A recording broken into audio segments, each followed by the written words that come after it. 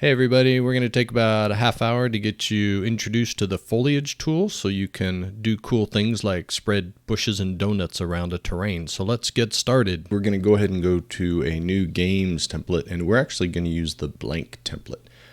Usually you'll see me using the third person template, but this time we just need blank. You'll see it's kind of just a plain landscape here. Go ahead and make sure starter content is checked and give it a name, location, and create your project. So first, a couple of housekeeping items. I'm going to get rid of this content browser so I can start where you might be, and that would be with just content drawer down here that you would click to open.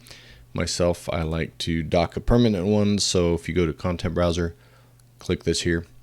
You have one open, it's just hiding behind your screen, so choose content browser 1. There it is, and then you can bring it down and dock it wherever you want to dock it. I'll just put it right here. And here's our giant landscape that you get in the blank project, and that's going to be totally fine for now. Let's go ahead and zoom way in, and a quick way that I like to do is just go to your props in your starter content and throw a bush down there and hit F, and that'll get you all the way down to the surface here. We'll eventually go to the hilly terrain, but I just want to start here. So dragging in a static mesh just gives you a single use of that static mesh, but we want to put a bunch of bushes around our terrain. So most of our talk today will revolve around going here to your selection mode and switching to foliage to open up the Foliage Tool. So the Foliage Tool is kind of its own little tool within your editor. So here is where you add the foliage that you want to use in your terrain. So let's drag this bush in there. So just drag the bush onto foliage type, and it's going to ask you where you want to put what it uses for your foliage asset. I'm just going to leave it here in props, but if you have a lot of these, you may want to put it in your own folder. It's up to you. Hit save. Here's your original bush, and here's the foliage type of your original bush. But for now, we kind of don't really care about this down here. We're focusing over here. So here, you can think of this as a library of all the assets you can use in your Foliage Tool. So let me back up a little bit here. Look at my terrain. Now, the first thing you'll see is this hemisphere. This represents your brush. You really paint your foliage into your scene. So let's just do that first. Just swipe, left click and swipe with your brush. You'll see the plants take a second to go down and then render. I don't have the craziest graphic card, so mine's a little chuggy sometimes. And here's your little mini forest. Also, first things first, let's swap this over to the proper middle mouse usage. You need to do this with every new project. Okay, so I did a swipe across of the land with my brush, and I got some bushes. So a couple global controls to look at first is just right here in the paint brush options. This isn't too different than Photoshop or any other kind of tool you're used to that does painting of sorts. So let's look at your brush size. That is how big is that hemisphere. All right, so now I can paint a whole bunch at one time.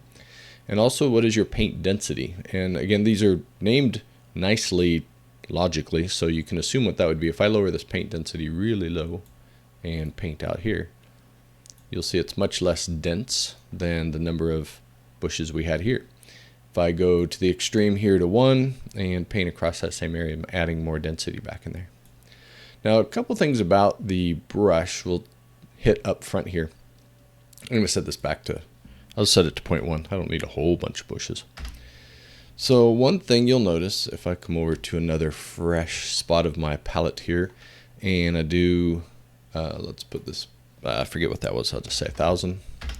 And let's do a little brush stroke, and you'll see you get a certain amount of foliage in that area. All right, now if this was Photoshop and you let go of your mouse and you paint again, you would expect more density to go in this space, right?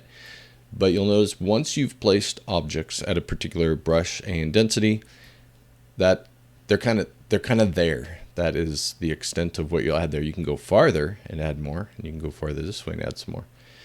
But it's not additive in the way that you can just keep increasing density. So I'm clicking and dragging here just to try and increase the density. So once it's there, it's there. You can increase your density in a certain area and then come back and add more density. If you go back and reduce to a much lower density, what's there is there. So once it's placed, it's placed. It's additive kind of when you increase your density, but it's not really additive on a single brush stroke if you keep using the same settings and keep brushing over it. So just something to note early.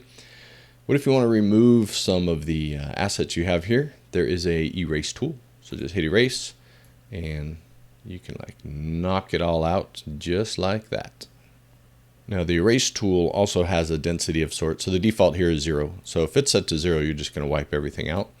If you set it to around 0.5, let's go through this dense area here. It's getting rid of half of the assets.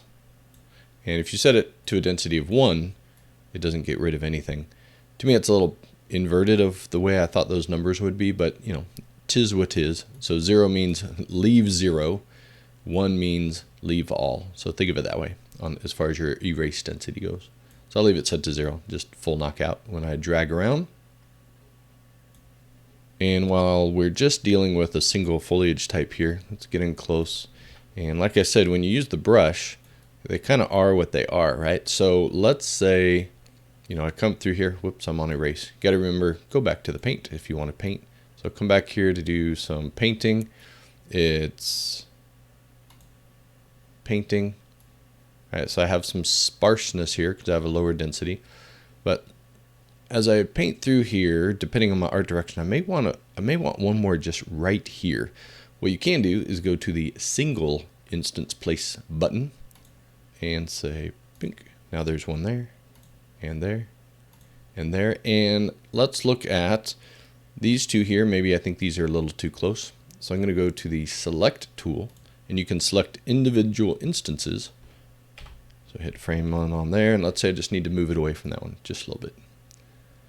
And now I can space these out. If, you know, a bush can grow next to another bush, it's no big deal, right? So you can easily move these around if you do need spacing, or maybe you need it even closer. So again, it's up to you, but you can move them single instance at a time. Also, while we're looking at buttons, if you hit the all button, that selects all the actors of your foliage collection here. So then you can just hit remove, and that wipes everything out. So you'll notice here, this is a count of how many of those foliage assets are in your scene, and right now it just went back to 0. If I undo that, it goes back up to the 26,000 bushes that are represented here. So again, I'm just going to remove this to just do another fresh start, talk about some more things. Let's say you want to be able to spread some things in here that are more than just this one bush. So maybe you want multiple bushes, or bushes and rocks and leaves and all sorts of stuff. Before I get to some other element types, let's just use what we already have in the starter content and make it easy before we go to Quixel Bridge.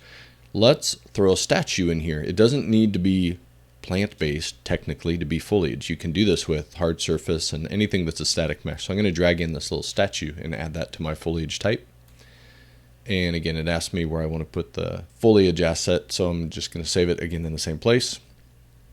And so now my count, I have 0 bushes and 0 statues, and this little checkbox means that when you brush, that's going to be enabled for that particular asset. So I'm going to get bushes and statues this time. So I'm going to go to paint again and do some painting, and it's going to shade those transparent statues in a second. And you'll see I have now statues. Kind of hard to see. So I have statues and foliage bushes. Now let's say I want to increase the density. So I'm going to go to 0.5. And I'm going to go back to, let's make it 100, a little bit smaller brush here. All right, so I'm painting in a bunch of density, and you'll notice the bush density and the statue density increase, so you can kind of see the bushes are kind of hiding the statue, so maybe that was a bad choice. I should have done tables or something, but anyway, I'll just make it a little less dense.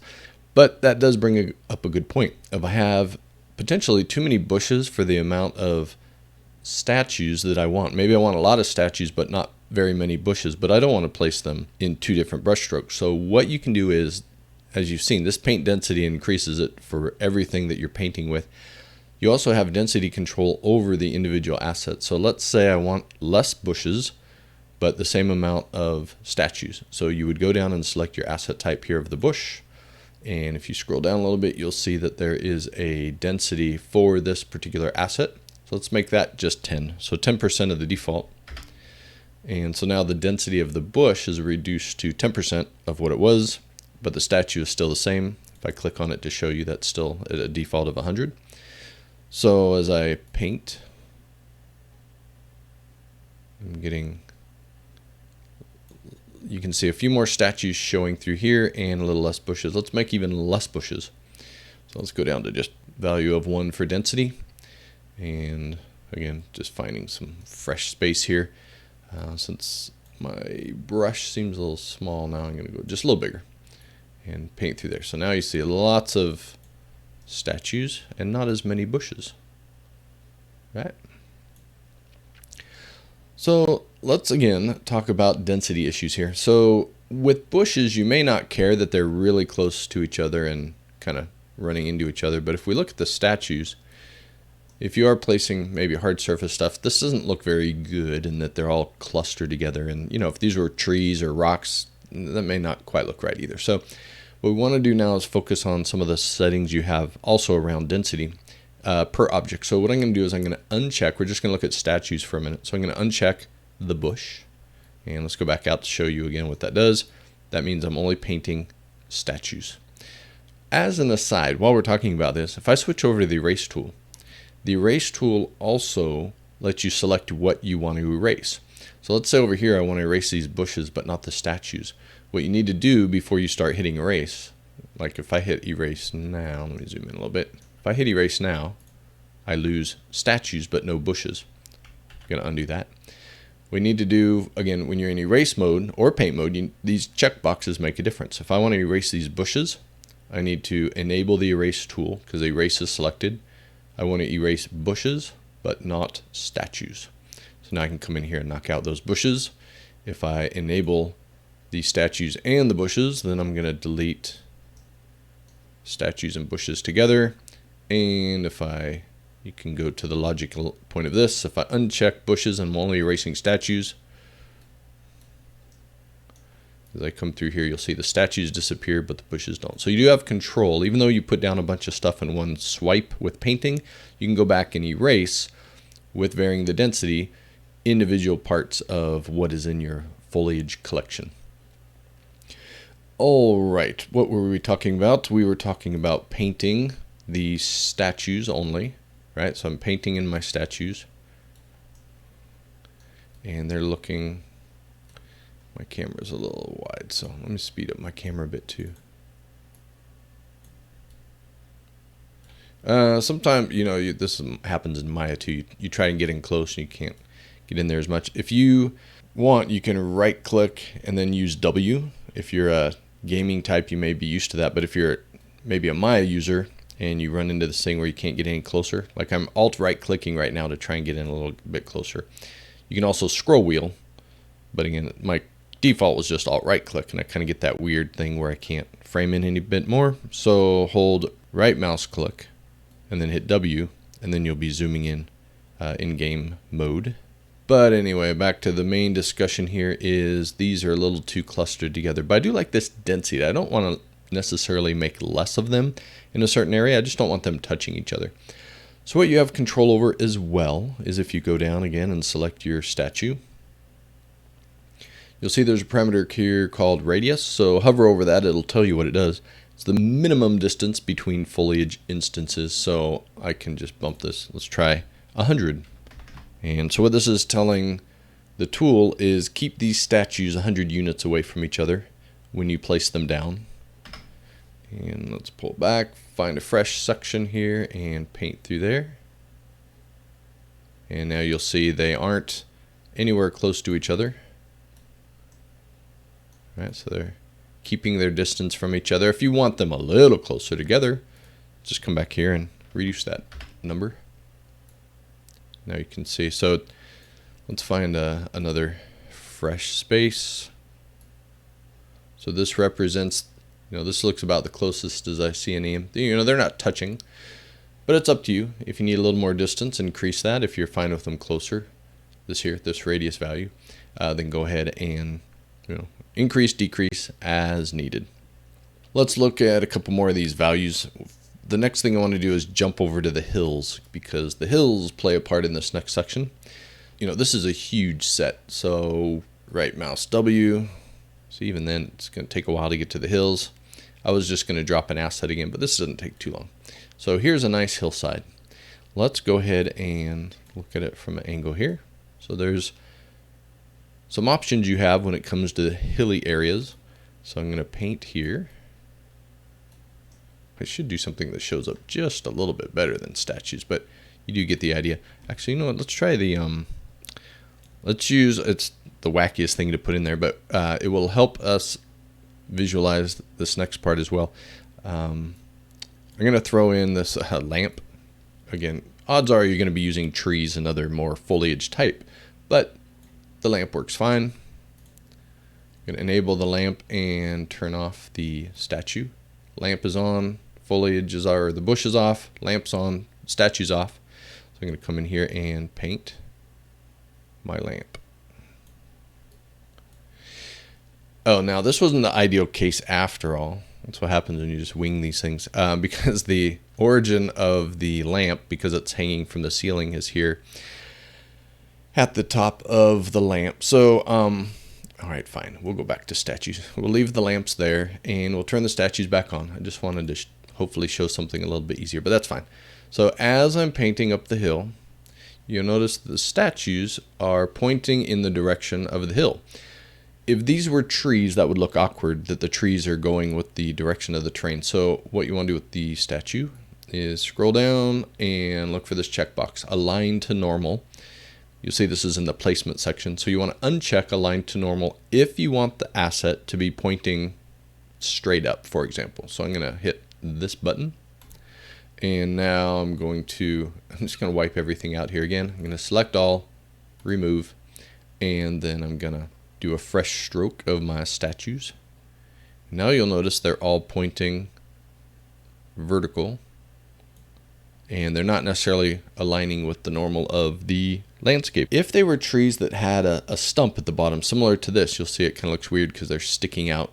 But you wanted to kind of plant the tree or plant the statue a little bit more in the ground. You also have this parameter here. You have an offset, and this is just a range, min and max. So 0 means its origin. So, you know, the pivot point for the statue is right here at the base, and so it's just going to be planted right at the ground. But what you can do is, again, erase, swipe those out. If you want it to go down into the ground a bit, I'm not sure what the values are going to be that we need, so I'm going to say from -20 to -10. That's just going to push it down either between -20 and -10. And let's do this again. You'll see this time they're planted in the ground just a little bit. So, and it's varying it. If you had an exact amount you wanted them all to be, then just make these two numbers the same. If you're fine with a little variance, and sometimes with foliage variance is nice, then you can do that. All right, let's look at another parameter here. We have this, while we're talking about planting on the side of a hill, we have a value here called the ground slope angle. And so this lets you plant things between a flat ground, which would be minimum of 0, and max of, in this case, 45 degrees. So let's make this max really low. Let's say 20 degrees. And again, select all, remove.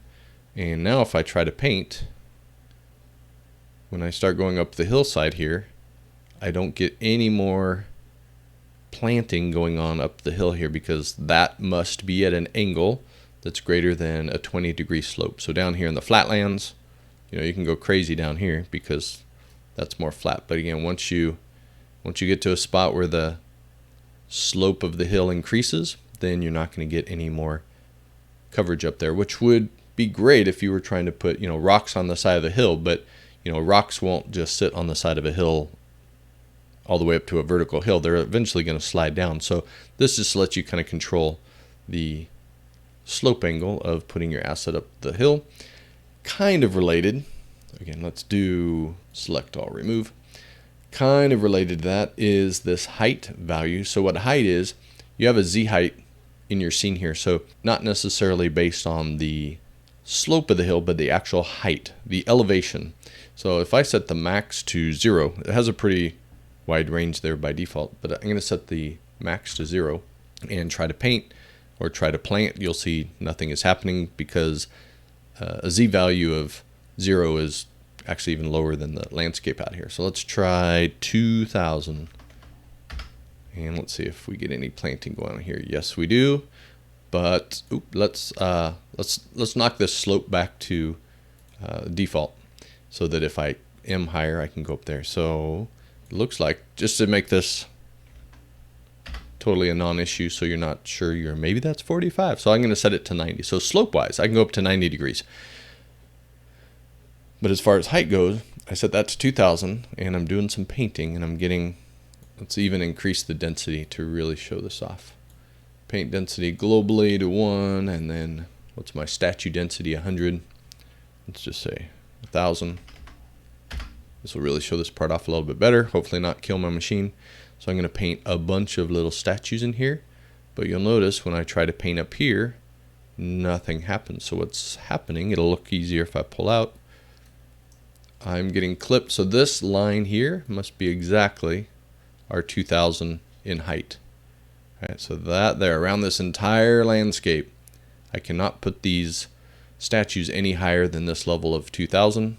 If I needed a little bit more, I think you probably get the idea already how this works, but just to show, let's make it 2500. That's going to let me creep up the hill a little bit more. So that's the end of 2500 right there.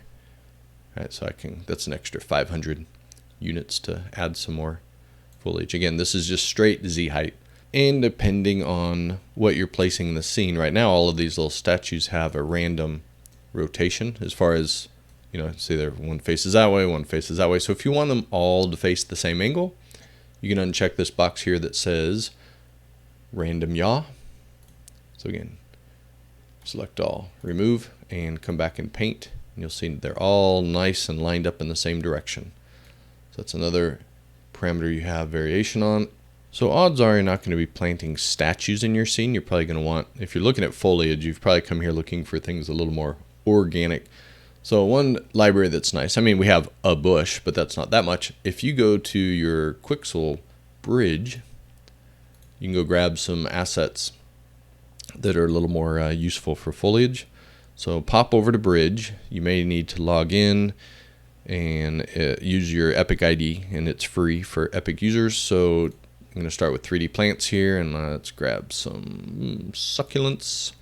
For starters, we'll grab a cactus.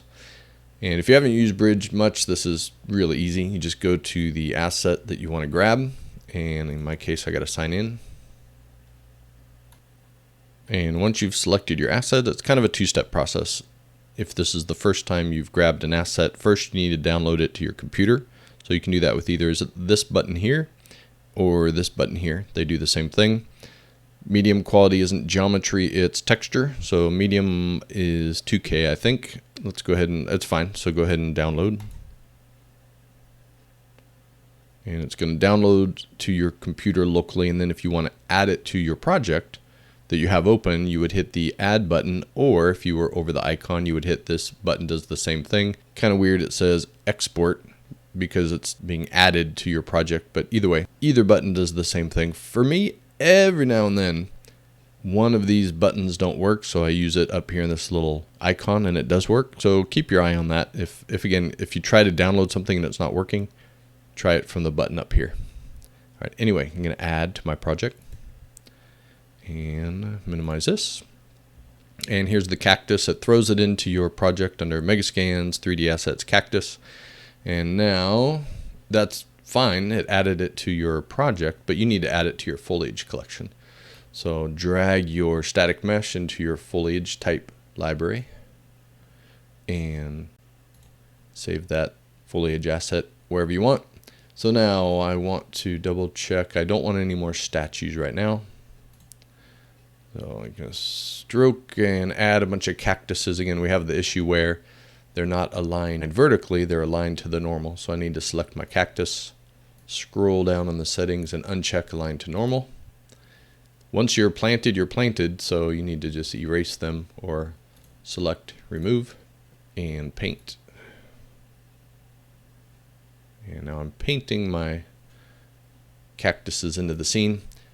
And same thing, if you wanted cactuses and bushes, you would need to go back up, turn on your bushes, and come back in, paint in some cactus and bushes. You'll see I only get a few bushes because, if you recall, going back to my bushes, I'd set the density really low, right? So I'm going to increase this just a little bit, decrease the cactus distance, 10 and 10. Let's find some fresh space here. And now I got some bushes and cactus spread throughout there. So you can have as many assets as you want in here. You can go back to bridge, get some rocks, get some, whatever you want out of bridge. You could even go, if you want to, you could even go, let's see, 3D assets. You could start spreading some donuts around your scene, right? So grab a donut, throw it into the project. Here's the donut folder. Here's the donut static mesh. Add it to the foliage type. And start painting in. You got donuts on the ground. They're kind of small. Oh, that reminds me. I forgot to. Oh, perfect. I'm glad that came up. So let's say I want bigger donuts relative to the cactus and bushes. A pretty important setting as well for your asset type is scale. So you'll see here that I have the option under scaling. Uniform means, same in X, Y, and Z.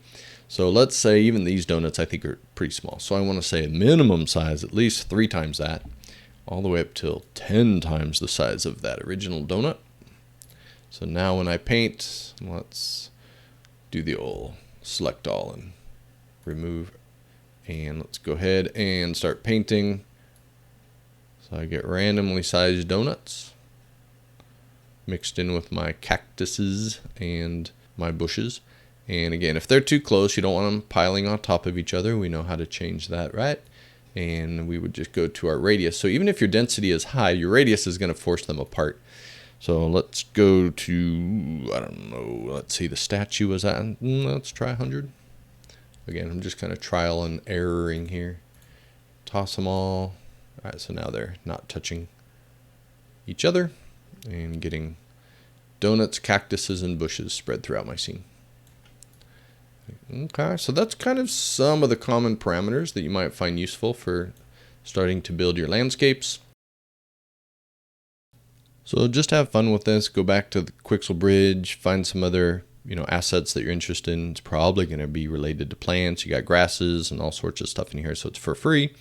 And then also, if you want, in the marketplace, there's some pretty good trees as well in this Megascans European Black Alder collection is a pretty popular one that's got some pretty good trees in there if you need something bigger than the little bushes that you get through Quixel. So again, poke around, find some cool stuff, and just play with the Foliage tool. Get to understand how it works and have fun.